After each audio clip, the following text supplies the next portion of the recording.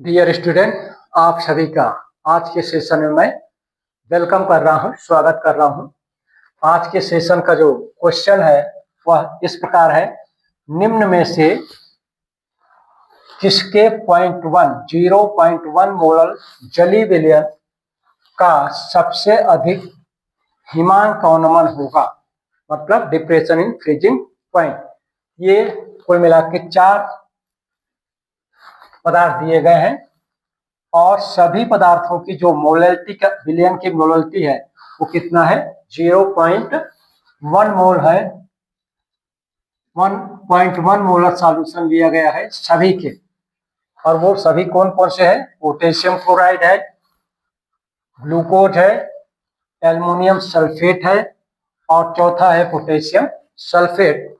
सभी दिए गए पदार्थों के, रासायनिक पदार्थों की जो जली विलयन का मोलैलिटी है वो क्या है, 0.1 मोल है।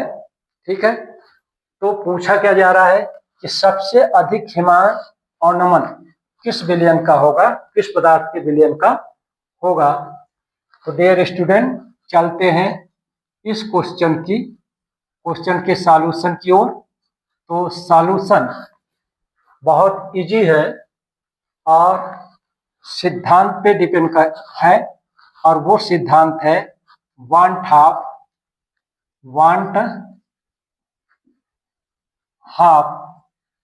का सिद्धांत।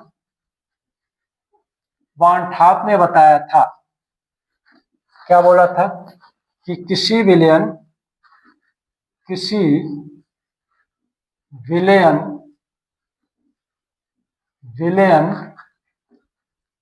के हिमांक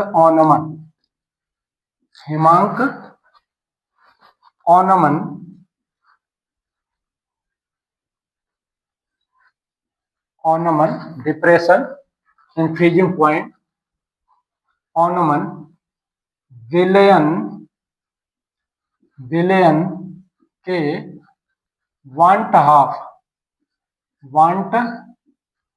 हाफ गुणांक, जिसे आई से इंडिकेट करते हैं, आई के समानुपाती होता है। कहने का मतलब यह है कि जितना अधिक आई का मान होगा उतना ही अधिक उस विलयन का हिमांक अवनमन होगा। सेकंड चीज, दूसरा की पॉइंट जो है इस क्वेश्चन से रिलेटेड, फर्स्ट ये हुआ। सेकंड की पॉइंट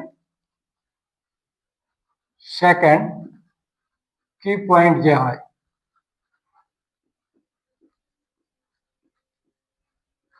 पॉइंट क्या है कि किसी पदार्थ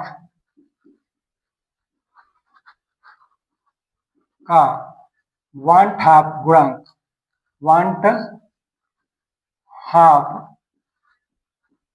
गुणांक आई उस पदार्थ के द्वारा जलीय विलयन में उपस्थित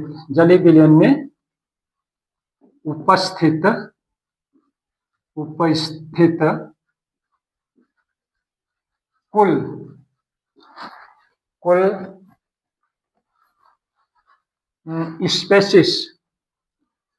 स्पेसीज, अब वो आयन भी हो सकता है, मॉलिक्यूल्स भी होता है, स्पीशीज के समानुपाती होता है।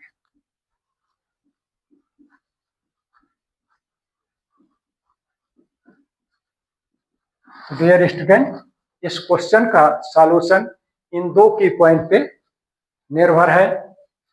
पहला की पॉइंट है कि जो आई के मान होता है वो हिमांक अवनमन के समानुपाती होता है। दूसरा ये है कि आई का मान, किसी पदार्थ का आई के मान उस पदार्थ के जलीय विलयन में उपस्थित कुल स्पेसीज के नंबर ऑफ कुल स्पेसीज के समानुपाती होता है। कहने का मतलब ये जो दिए गए पदार्थ हैं, पोटेशियम क्लोराइड है, ग्लूकोज है, एल्युमिनियम सल्फेट है या फिर पोटेशियम सल्फेट के द्वारा जलीय विलयन में कितना आयन दिया जा रहा है उसके कुल संख्या के समानुपाती होगा। तो पहले KCl को देखते हैं। तो KCl जब वाटर में घोलेंगे H2O में, ये देगा K आयन प्लस का Cl आयन। कुल विलयन में, जलीय विलयन में कुल स्पीशीज की संख्या क्या हो जाएगी, कुल मोलों की लिख सकते हैं, मोलों की संख्या बराबर क्या हो जाएगी, ये 2 हो जाएगी। 1 mole of potassium ion plus 1 mole of chloride ion. तो कुल जो स्पीशीज होंगे 2 होंगे। तो ये हो गया। इसी प्रकार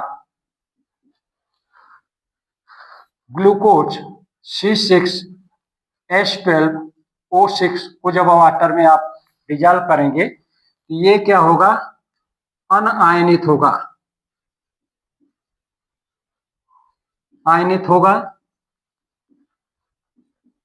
तो इसके लिए कुल जो स्पीशीज की संख्या होगी वो क्या हो जाएगी, 1 हो जाएगी। यहाँ पर और आप कर सकते हैं कि इस पदार्थ के लिए इम्प्लाइज दैट आई का मान क्या हो जाएगा, इसके लिए 2 हो जाएगा। 1/2 गुणांक का मान क्या हो जाएगा, 2 हो जाएगा। और इसके लिए आई का मान क्या हो जाएगा, 1 हो जाएगा, क्योंकि यहाँ पर ये 2 की पॉइंट है। सिमिलरली थर्ड जो ऑप्शन दिया है, थर्ड ऑप्शन में एल्युमिनियम सल्फेट, एल्युमिनियम सल्फेट को जब आप पानी में डिजॉल्व करेंगे तो ये डिजॉल्व होकर ट्वाइस Al आयन इस तरह से देगा and plus thrice SO4 ion इस तरह से देगा। तो कुल प्राप्त स्पीशीज क्या हो जाएंगे, 3 + 2 5 हो जाएगा। इंप्लाई दैट इस साल्ट के लिए भी आई का मान क्या हो जाएगा, 5 हो जाएगा। नेक्स्ट जो ऑप्शन दिया गया है वो है पोटेशियम सल्फेट K2SO4। इसके जलीय विलयन में उपस्थित स्पीशीज की संख्या क्या हो जाएगी, ट्वाइस K आयन हो जाएगा प्लस का 1 सल्फेट आयन हो जाएगा। तो total number of species present in solution क्या हो जाएगा, 3 हो जाएगा। और इसके लिए जो आई का मान होगा वो क्या हो जाएगा, 2 हो जाएगा। तो इन साल्ट द्वारा, इन यौगिकों द्वारा इनके जलीय विलयन में जो दिए गए हैं स्पीशीज की संख्या, उसके आधार पे आई का मान क्या है, सबसे अधिक आई का मान किसका है, इसका है। Al2 के द्वारा सबसे अधिक स्पीशीज दिया गया है, क्योंकि स्पीशीज की संख्या डायरेक्टली प्रोपोर्शनल टू होता है आई 1/2 गुणांक के। तो और जितना 1/2 गुणांक होगा, जितना अधिक उतना ही क्या होगा, डिप्रेशन होगा। तो आंसर के रूप में डियर स्टूडेंट क्या हो जाएगा कि Al2SO4 थ्राइस के 0.1 मोलर सॉल्यूशन में सबसे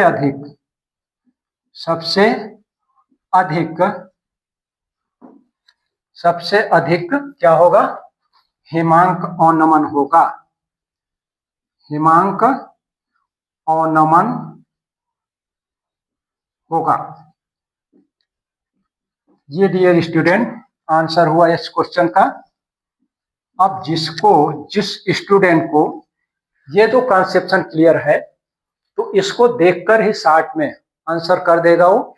ये तो मैं आप सभी को समझाने के लिए कि आप सभी को समझ में आ जाए, और इस आधार पे आए हुए नए क्वेश्चन को आप सॉल्व कर लें।